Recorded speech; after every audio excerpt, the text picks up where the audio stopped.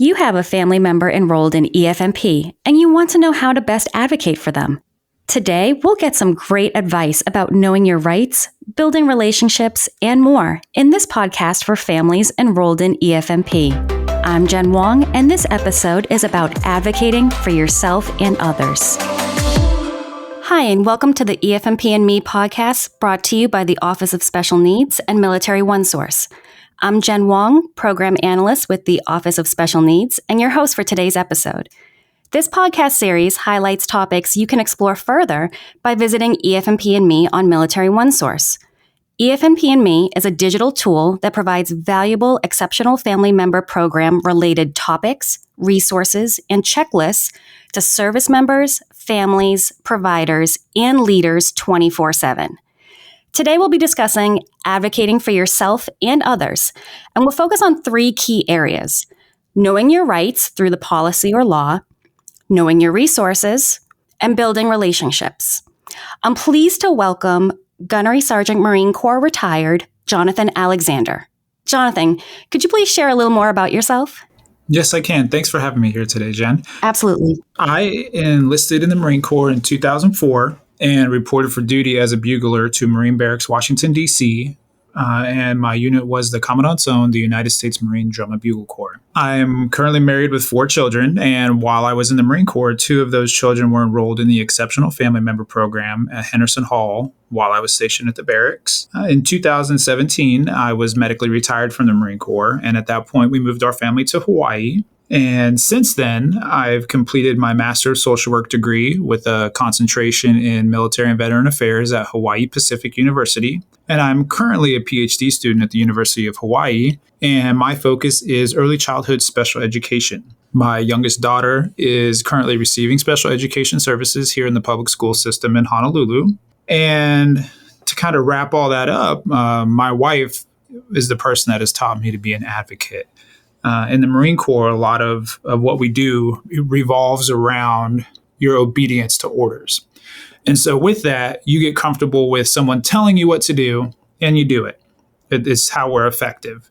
And it didn't really work out that way with our kids. You know, there were situations where we weren't getting what we needed with the medical staff. And, you know, seeing her advocate for our children produced results. And it produced results that were beneficial to them. And so through that process, you know, I started to learn about how I needed to be vocal for others that aren't able to do so themselves. That's amazing. You and your wife sound like a power team when it comes to advocacy. And you sound very busy. I'm very jealous that you all are busy in Hawaii. Yeah, it's sunny today. I'm sorry. Okay, let's jump in. You know, we have some great conversation today. Let's jump right into the first topic, which is knowing your rights or your family members' rights and the policy or the law. So, Jonathan, you sort of alluded to this. I'm guessing that coming from a military background, that you may intuitively refer back to policy. Yeah, I mean, policy is the framework by which most of us operate in the military. Mm-hmm. You know, whenever there are questions about what it is we're supposed to do, how we're supposed to complete that task, we refer back to policy. It's all laid out in there. And if that's not something you're familiar with reading, it can be very confusing. And so, you know, from, I'll call it a young age in the Marine Corps, we're taught to read orders, policies, and directives because it shapes how our career is going to turn out. It shapes how effective your unit's going to be. And, you know, that applies to the military just as much as it does to the civilian side of things and with special education rights. I could definitely see that, because I could also see that referring to policy and learning that in the military is such a great foundational skill for military members and military families that can easily transition into the civilian life when it comes to advocacy. So, for example, let's say you want to advocate for your child who may need additional support in school. You know, what laws cover that? Is it IDEA, the Individuals with Disabilities Education Act? Is it Section 504? Is it both? If it's a federal law that the states need to abide by, are some states going above and beyond and even providing more protections? And so mobile military families need to be aware of that when they're PCSing as well. So I think it's very important to research the current and the most up-to-date and correct version of the policy or the law, so families can be informed to effectively advocate for themselves or for family members. Yeah, and with that, it's like, we don't know what we don't know. Right. And what I mean by that is, here's a great example. When you enlist in the Marine Corps and you choose a job, there's a foundation of knowledge that you have coming in, but as far as that job's concerned, you don't know anything about it. Mm-hmm. So they send you to school and you learn everything there is to know about it at the rank that you're at. As you progress, you acquire more information. Mm-hmm. And, you add those skills onto what your toolbox is. And not knowing anything about this policy, it can be scary. And so the big thing is like, we need to empower parents to get past that uncomfortable stage. It's uncomfortable learning new things. Mm-hmm. And, one of the things that we need to understand is that we do have a voice. Mm-hmm. Now, with that voice, how do we speak up? Well, some of the things you can do is make a list. Every time something pops in your head, every time you have a question that you might not feel comfortable asking, just make that list, because at some point you're going to be able to ask those questions. Mm-hmm. Break past that uncomfortable barrier. And, an example is the IEP meeting. IEP, individualized education program. IEP meetings can be very scary. There are a lot of specialists there. There's your teacher. There's you. And, when you're sitting at a table where you're not at the head of the table, but all the specialists are, there's a lot of uncertainty that occurs. And you may not feel comfortable addressing it at the time. But one of the things that they do at this meeting is that they give you a questionnaire. They give you, these are your rights and your privileges throughout this process. So if you don't feel comfortable speaking to them directly, you can fill out that questionnaire and you can send it in. And, you'll get some feedback. If you don't feel comfortable going by yourself, bring someone in to support you. There's a lot of advocate groups out there that can come sit with you in a meeting and at least, make you feel more comfortable that you're not there alone. Absolutely. And that questionnaire you referenced, even for some families, if that particular school district doesn't offer that questionnaire, I'm sure that they can email, the IEP team in advance or provide that list of questions you said to make in advance. So that way, if you feel uncomfortable or you feel like you might forget at the meeting to bring those up, you can provide that to the IEP, the teacher at the IEP meeting, and she may read them for you there. Exactly. So I could see that happening. Yeah, absolutely. But, a lot of that does sound overwhelming and uncomfortable even. So as you kept moving forward in your advocacy journey, did you find help reviewing information or kind of interpreting all that jargon that happens? So, it was tough for us initially, like I mentioned before, that this is a completely new topic area for us, something that we'd never experienced. And so, it was a steep learning curve, but the Exceptional Family Member Program, had come a long way since we started. Now, it's a great place for you to learn about this information. You can learn about your rights, your laws. You can learn about the policy. And you can also reach out to the schools. They have resources. You have your special education teacher, the department. There's legal officers accessible across all the services at the JAG offices, as well as school liaisons. Now, did I miss anything there? Well, I think you've just led us to our next topic in conversation, which is knowing your resources. And you just mentioned all of the great folks that you can reach out to and the resources available at the installation. But I would also add Military OneSource.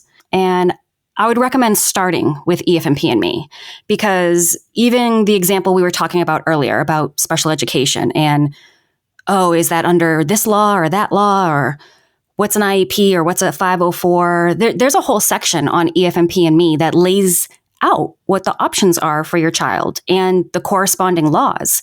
And so you can go on there to kind of build that foundation, and you can even sort the information by who you are. So if you're a service member or a family member or a leader at any level, or even a professional like an EFMP family support provider or a school liaison, you can go on EFMP and me and those curated checklists and tooltips and references to other places on Military OneSource, like like these podcasts and fact sheets and e-learning courses. There's so much of a variety so that you can build that knowledge base in your advocacy journey. And so you can also learn what those other resources are out there.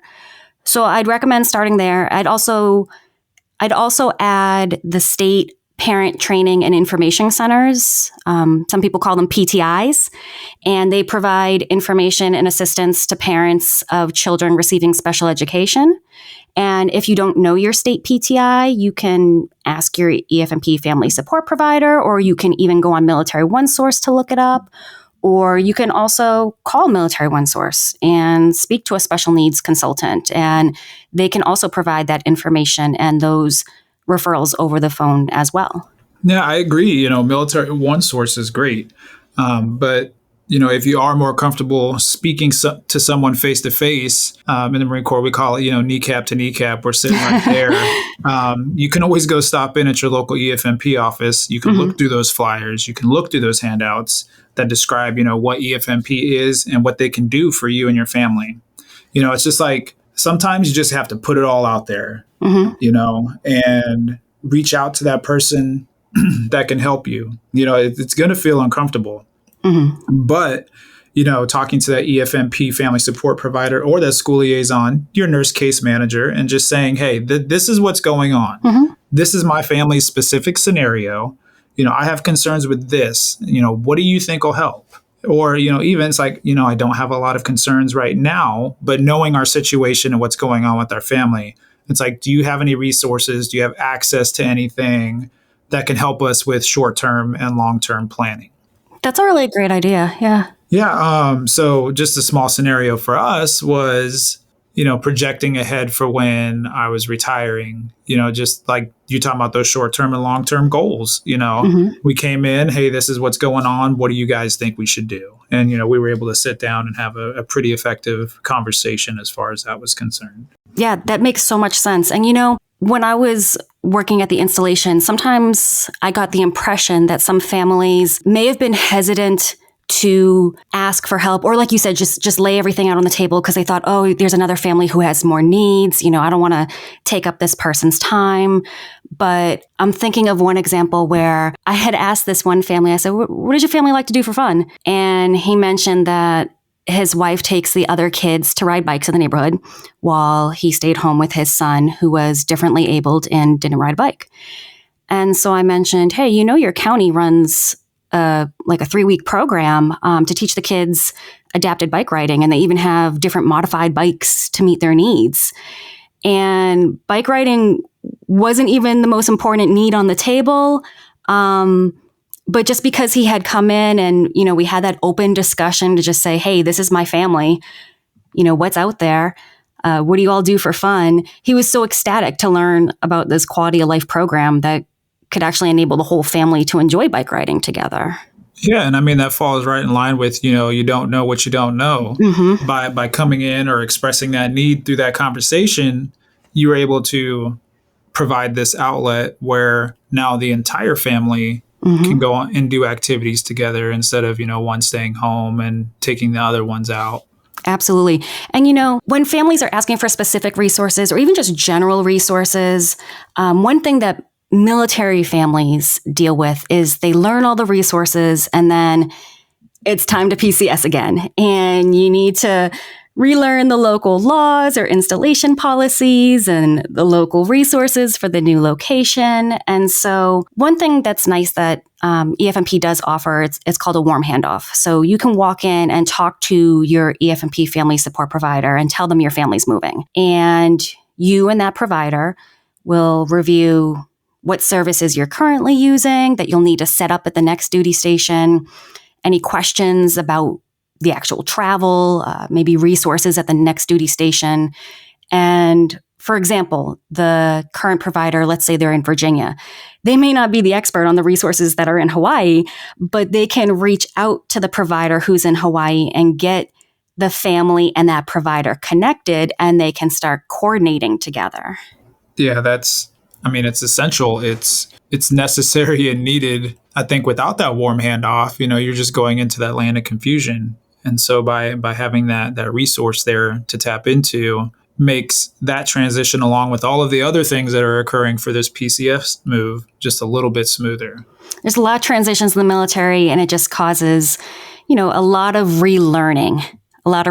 But there's a wealth of information out there, a wealth of resources out there to be able to help along the way. Yeah. And so you mentioned earlier you yourself went through a transition with your retirement. You retired and you moved. Yeah, a lot of things kind of all occurred at once. I was going through my medical retirement process, and as you were just discussing, a lot of different things are going on. Well, this medical retirement process happened to coincide with our oldest child starting high school, our middle two transitioning into middle school, and then we were still trying to find a good placement for our daughter in elementary school. And so the decision to move here was kind of twofold. One, we came over to help take care of my wife's grandmother. Mm-hmm. But the other was, we talked to our older son, and, I'm an Army brat. I grew up moving quite a bit. And so we presented to him, it's like, okay, you're getting ready to go to high school. We can stay here in the DC area. If you start here, you finish here. If we're going to move, this is the time that we're going to move. And, so we gave the option of Hawaii. This is where my wife is from. Mm-hmm. And he's like, well, I want to go to Hawaii. And Easy decision. Easy decision, yeah. But logistically, it wasn't a mess, but it was a mess. So now we're thinking about getting the kids into schools. Where are we going to live? How are we going to get our stuff over there? I know that the military helps with a lot of this, but the biggest thing for us was transitioning our daughter into a school system over here that, well, one, we didn't really know anything about, and two, is wherever she's going to end up be a good fit for her. And so, that's when all the questions started. That's when we started reaching out. Hey, what do you guys know about the services over at Tripler? Because that's where we would be going since I was a retiree. Mm-hmm. And, being able to go to the EFMP office in Henderson Hall and have them tell us, well, these are the people at Tripler that are in the EFMP program. This is your social worker. This is your counselor. Just knowing that information, having those numbers to give them a phone call if we needed to, it helped kickstart the process. But at the same time, it also helped alleviate a lot of stress that we were currently going through, because the medical retirement process in itself is very ambiguous. And what I mean by that is that, from you beginning that process to ending could be anywhere from 3 months to a year. And so for me, that process ended up being a little bit over a year. So we actually moved my family a year before I came out. And so, you add that on top of everything else, and logistically, it was a nightmare. But knowing that at least we were going to be able to get our children into school and find a good place for our little one just took a big load off of our shoulders. That's a lot of transition. Moving, medical, schools, even being geographically separated from your family, all at once. But you all made it through, and it sounds like you made it through with some good help. Oh, yeah. The help was fantastic, and the help that we continue to receive over here is great. And, a lot of that had to do with just establishing those relationships prior to us coming over here to Hawaii. Okay, let's talk about the next topic then. Let's talk about relationships. Those are so important. And let's talk about, how important do you think building relationships is, and, how has your experience been? You said you've had a positive experience, but could you elaborate a little more about how you've been building those connections and how it helped you, but then also how it helped in your advocacy, having those people around you? Yeah, so our EFMP journey was a very long and slow journey at first. And the reason I say that is because EFMP itself has evolved. And, as we get older and more mature, we start to understand more and are able to advocate more. Mm-hmm. And so for us, when our youngest son, he was born in 2005, was going to be placed into EFMP, one, we didn't even know what the Exceptional Family Member Program was. It was more of my command was like, according to policy, we need to enroll your son in EFMP. And so, going through that whole process, we did all of that. And then a year later, we would get contacted that we need to renew your eligibility again. And we're like, well, what is this for? Like, what are we doing? And so, we thought it was an assignment only program. Like, this is going to help us if we PCS. But, after a few more years, our youngest daughter was born in 2011, and we knew that we needed to enroll her in EFMP. There was a change. There was a shift where they started reaching out to us more. And, at that point, we realized that there was a family support component as well with EFMP. And, we started engaging with the team there. It got to the point that, our conversations were so often that whenever I needed to stop by Henderson Hall, like, that was the second stop for me at Henderson Hall. I would go do whatever I needed to do. And then I would go into the office and hang out with them for like 30 to 45 minutes, catch them up on, what our youngest two were doing. These are the things that we're going through. And, that conversation would allude to, well, these are the things that we need. And so stopping in once a month, twice a month, gave us that comfortability to where we felt we could come in and ask questions. We felt that we could come in and, this is where those seeds of advocating begins, just having those conversations, getting comfortable. And we were able to do that. And the really cool thing about it is that family support component, they started doing outreach events. And you mentioned earlier where, the family was going bike riding, and then you had that adaptive bike class where their child could learn how to ride a bike. The events that we were able to go to with EFMP made it so that our entire family could go. We're in that same scenario now, same scenario we were then, is that, one of the parents will go take the other three children to go to the movies or to Dave and Buster's or whatever. And then the other parent would stay home. Or even with travel, good example, my wife went to her sister's wedding this year, and she took the other children, and I stayed home with our young one. And being able to go to these events as a family was amazing. We got to see service dogs in training with Semper Canine. We got to have luncheons. You guys had children's activities. There were activities that everybody in the family could do. So I could walk around my little one and we could participate. And, it was just great. And getting involved, feeling comfortable and everything was just such an immeasurable experience. And, I really like two things that you just mentioned. Well, first, if I could back up, you mentioned that your leadership had said, hey, go enroll in EFMP. And I actually do like hearing that because it means folks are aware of the program, what it is, who's eligible. And so whether you're single and you don't have any dependents, or whether you're in a leadership role, whatever role that is, knowing how to take care of the people to your left and right and refer them where they need to go. So you didn't know about EFMP and you got referred to it, right? Yeah. So then that way, with your youngest child, you knew the next time around, hey, now I know what this is. I can enroll my daughter now. So that's pretty awesome. Exactly. And I would also like to say that around the time that we enrolled our daughter, we would have annual training every year. And that's when, the education office would come over from Henderson Hall. And I remember the EFMP brief. And I think that it was so useful because, just like you said, you're going to have a lot of Marines, sailors, soldiers, airmen that are single or they have children and none of them have, needs or disabilities that won't know about this resource, but they're going to have a junior Marine that has a child that has these special needs and they need that outlet. They need those resources. And so for them to be able to sit in this brief and see that, oh, this program is available, just, fills their toolbox with the knowledge that they can impart on their younger Marines. Absolutely. Absolutely. And there was something else that you said, in your whole journey working with the program. And I love how you made it a two-way street, right? So you mentioned that EFMP reached out to you to say, hey, what's going on? Let's look at your paperwork, but let's also talk about you and your family. But then you made it a common occurrence to say, hey, let's go to the exchange and stop by and say hi to the EFMP folks. And so you kind of made that two-way street to build that relationship and, showing up to the events and, getting engaged not only with the professionals of the program, but also the other families that are there too.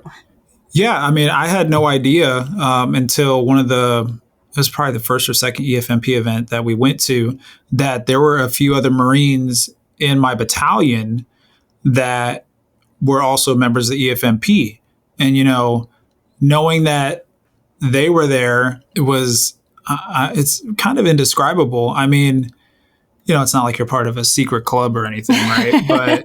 But knowing that there are other people going through the same thing as you, it opens up the dialogue between you and them as well.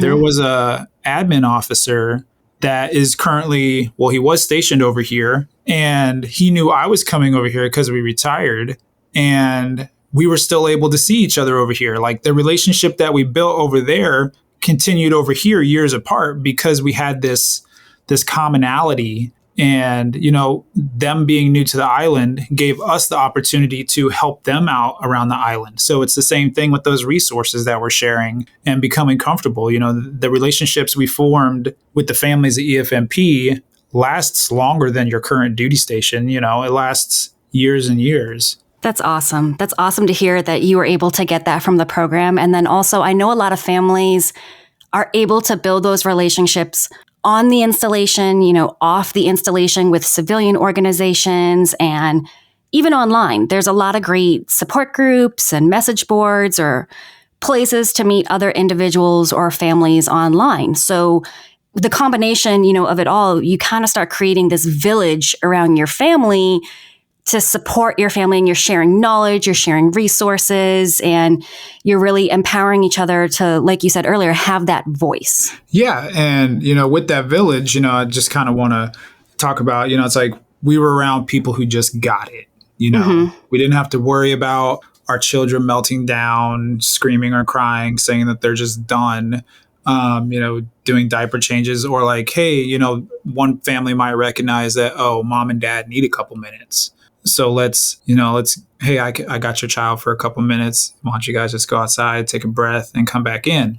And that is all encompassing of that building a village, and by having that village, it creates this sense of empowerment, and that empowerment leads to you to be able to advocate more. You start reading more, you start asking more questions, you gain confidence because you're in a safe space to begin that journey towards advocating for your child. And then, even sometimes for yourself.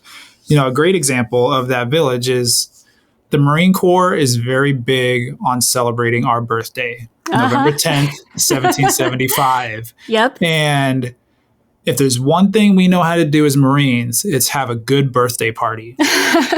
Now, as much as it is mandatory to go, we want to go. But that's also an event where we want to bring all of our family members with us. We want them to be as proud of the Marine Corps birthday as we are of the birthday.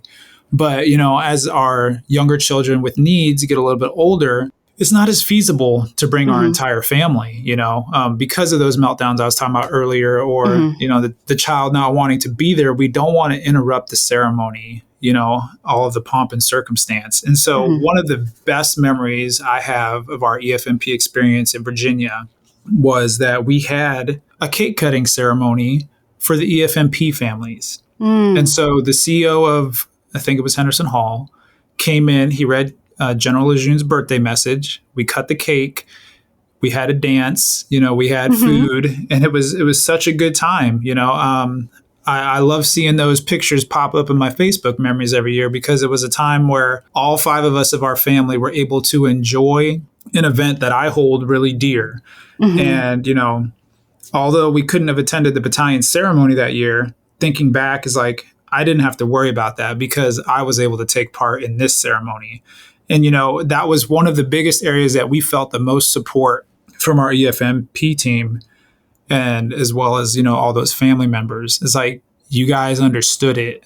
You took something that Marines hold dear and you put it into a format that our families could participate. And, it's just like, sometimes I don't even realize that, the pieces are starting to fall in place and that everything is connecting. Yeah. And I bet that was really special for your wife and the kids as well, not getting a sitter or not worrying about, so many other pieces, that to be able to go there and have that special memory for everybody. Yeah. And that was also the time, like, I just got injured. So I was in crutches, I was in a cast on my leg. Oh, and no. So I can't put my dress blues on, but I was able to, put on a nice shirt and tie with my crutches and still take part in this ceremony with our family. And so it was great. That sounds like such an amazing family event. And, you mentioned just feeling so safe and like building confidence when you're surrounded by like-minded folks at these events. And the last installation I was at in Japan, I saw a lot of events for adults as well, because we do have adults who are enrolled in EFMP. And so there were some adult events, and I saw the same thing. I saw attendees getting together in this safe space and just really gaining confidence, sharing those resources. And then a couple of them ended up coming out to the family events just to volunteer. So even if they didn't have kids, it was a way to have something to do, meet other people, give back. And so it's really exceptional for anyone, whether it's an adult or a child, really. Yeah. And, and talking about the village, I was talking to my wife yesterday and she reminded me of this story. So I need to make sure that I mention it. One of the EFMP events we went to, Semper Canine was there, and we got to see the puppies in training. Mm-hmm. Now, after my injury, mobility became a severe issue for me. And I ended up getting a service dog through Semper Canine. Wow. Now, the funny thing about this is that, your Facebook memories pop up. And we had a Facebook memory pop up at this EFMP event. And my service dog, Kiernan, was one of the puppies that we met. We have a picture of my daughter holding Kiernan. And this was probably a year before I got Kiernan. No way. And so, one, Semper Canine was great, and I love Kiernan, but that's one of those resources that EFMP was able to provide. It's like when I was thinking of, it's like, okay, I really need a service dog. Like there's just a lot of mobility issues that I could use some assistance with. Mm-hmm. They were the first people to pop into my head. And had I not seen them at this EFMP event, I wouldn't have known about them. And so it's a small world, but a big world at the same time. True. And it's so awesome, like how you said earlier about you don't even realize the pieces are falling together. So, we started this conversation about knowledge, knowing the law, knowing the policy, and then we kind of talked about the abundance of resources that are out there. And then we talked about the relationship building, and then how each of those things help empower you, help you have this voice, and help you in this advocacy journey. But it sounds like for you, there's no particular order to these things. So it sounds like for you, it kind of started with the relationships. And then from there, through those relationships, you kind of learned about the laws and the policy and the resources, it sounds like. Yeah, exactly. And, you can only learn so much from reading the policy. Mm-hmm. I'm a very practical application type of person. And I feel that, reaching out to those that you can build relationships with, not only helps you understand the information that you've been reading a little bit more, but you can hear it in action, through stories, through situations and scenarios. And, the building the relationships thing was huge for us. And, it's like, I like to have people in my network to help answer those questions, to fill in the who, what, when, where, why, and how for me and for my family. For example, what is the resource? Well, why do I need it? Who or where do I go to access this resource? And then from that point, it's like, okay, well, how do I accomplish this? And then when do you recommend me doing that? Like where on the timeline does this fall? Is this something that I can wait on? Or is this something that I need to get done sooner rather than later? And, it's like when we started this journey, for us, that was the last step. But, in learning more, it's transitioned into the first step. The family becoming more open and putting ourselves out there. Like I said, sometimes you just have to go in, you have to lay it all on the table. And, hey, this is my story. All right, now that you know my story, where do we go from here? Absolutely. And, like you said, you can only read so much in building your baseline knowledge. But I don't know about you, but for me, word of mouth means a lot. Hearing it from somebody else who's experienced it or used it or they recommend it, that means a lot to me too. Yeah, and that was something that we were able to do at those EFMP events. Like once all the parents got down and, we're sitting together and we just start talking, it's like, oh, well, my child's getting ready to transition from early intervention into pre-K. So I know that the IFSP is going to turn into an IEP. Mm-hmm. What do you recommend? They're like, oh, well, we just went through this situation 2 years ago. This is what you do. Awesome. If they can't help you, then this is who I contacted. And I think at one point we ended up creating a Facebook group for the EFMP parents of Henderson Hall. And so instead of just meeting once a month and kind of getting together and asking these questions, we created a forum where whenever that question popped into your head, you could ask it and someone would reply. And so, that was great. That's so awesome. That's so awesome. So, Jonathan, while you were learning about the policy, the law, all the resources out there and building those relationships and those networks, you probably had to stay pretty organized and prioritize in order to stay on track with your advocacy for you and your family, it sounds like. Yeah. And, on top of that, staying organized and prioritizing, it doesn't only apply to when you have your PCS move every few years. Mm-hmm. For example, for us as retirees, there's a lot more planning that needs to be done. Not only are we dealing with every aspect of the military transition, we also have to think about our family transition. And so, what's the transition going to look like from this school district to my final move? Mm-hmm. Is my child's IEP, individualized education program or 504 plan, is it written in a manner that can be understood? Do we need to have that meeting before we go? And, thinking about that, if we're dealing with a child that is in early intervention program, they have what's called the IFSP or individualized family service plan that needs to be transitioned into that IEP.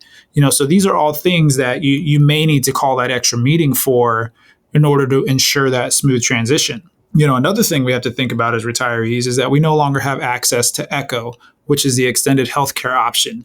And what that provides us is a very low cost solution to getting durable medical equipment. So for instance, my daughter was growing. We needed a new wheelchair. She had grown out of her old one. We needed a good bed for her. So she ended up getting a hospital bed. She needed an activity chair. She needed a stander. And so these were all things that by using that organizing and prioritizing, we were able to plan ahead. And my wife was on top of it. She's like, I need to meet with my case manager. These are the we need now things before my husband retires. And so, having that checklist, because once you retire, if you're lucky, the hospital can get it for you at cost. If not, then, all of that's out of pocket. And so, when it's time for retirement, or PCS, and whether that's by choice or, hey, it's your time to leave the military, you want to make sure that you're thinking of those family needs as well. And so by organizing those thoughts, by having a folder with timelines, the needs, the necessities that are coming up, you can stay ahead of those expected changes and you'll ultimately be prepared for the unexpected ones. Sharing a personal story, we were retiring and we're looking for the needs for the next few years. And, like I said, my wife was able to do that. Our relationships hadn't ended yet. And so we were still able to get that information about resources and we were able to project out the benefits that are available. That makes a lot of sense. And, what you said about planning for short range and long range priorities, in your transition, you talked about ECHO no longer being available. So you have to go in and research and reach out to your network and say, hey, what's out there? Whether it's the folks at the hospital, is it Medicaid waivers? Is it, some sort of community-based program? What's available? And I know we sort of talk a little bit about this in some of our other episodes about financial planning or transitioning out of the military. And so some resources to consider would be those other podcast episodes, as well as the SCORE, the Special Care Organizational Record, which is available on Military OneSource to download. It's a great tool to be able to organize those educational and medical records. And when you really see it all there on paper or on the screen laid out, it really does help you do that short range and long range planning. And another example would be on EFMP and Me. There's that separation and retirement checklist. So a good example of using those separation and retirement checklists would be as if we were applying a patrol order, or so in the Marine Corps, you say BAMSIS. And what that means is, begin the planning, arrange reconnaissance, make reconnaissance, complete the planning, issue the order, and supervise. Oh, wow. So, that's something that you can pull from the military. That's something that we have access to and we're good at, and apply it to something that's going on in daily life. Begin the planning. Okay, we know we're transitioning here pretty soon. Arrange reconnaissance. Okay, now we're arranging our resources and trying to get things in order. And then you just follow those steps. And once you've done those, now it's that supervisory position. I've done everything that I need to do. Now I just need to see it happen. That's great. I had no idea about that, Jonathan, but that's a great example of how you can transition those military skills into the civilian life with your advocacy. I've got to ask you, Jonathan, as we wrap this up, what final pieces of advice could you offer to our listeners on this topic? Ask questions. Ask a lot of questions. It's the only way we're going to learn and the only way that we're going to be able to advocate. Keep on growing your village. Your village doesn't stop at your duty station. That village will still be there. You can still reach back. But at the same time, you're expanding it and moving it forward. And, not only is that village growing to support you, your village is growing to support others. And, there's going to be someone in your shoes at some point that has these same questions that you have, that now you have the knowledge that you can share. I had a gunny while I was in saying, you have to pick up those gold nuggets and put them in your pouch. So that way you can take them out and shine them up for another day. And this applies to the knowledge that we have. Is like, okay, I'm going to put it in my pack and I'm going to hold on to this because I remember it. Someday I'm going to need it. And when I need it, I'll just reach into that pack, pull it out, shine it up. And, at that point, I'm able to share it. And, and finally, make sure that you have a sounding board to speak to people to find what you need. Absolutely. Absolutely. And I know our listeners will benefit so much from what you've spoken about today and your advice. And I do want to say to our listeners, thank you for joining us. Please continue to grow your village, connect with others, share the resources like this podcast, and the links associated with this podcast so that others may benefit as well. Make sure to visit EFMP and me. I mentioned earlier there were some particular checklists about special education, but there's checklists on a variety of topics. There's one called Advocating on Behalf of Your Child. There's one about building a support system, organizing for success, getting assistance, even what is EFMP. And so there's a lot of information on there, as well as in the other podcast episodes. You'll see a lot of common themes out there to assist all of our listeners. And so connect with your family support provider and start to grow your village. And again, Jonathan, thank you so much for joining us today. Thank you very much. You've been listening to a podcast for families enrolled in EFMP, brought to you by the Office of Special Needs and Military OneSource. Come back to catch our next episode on family and community life. I'm Jen Wong. Thanks for listening.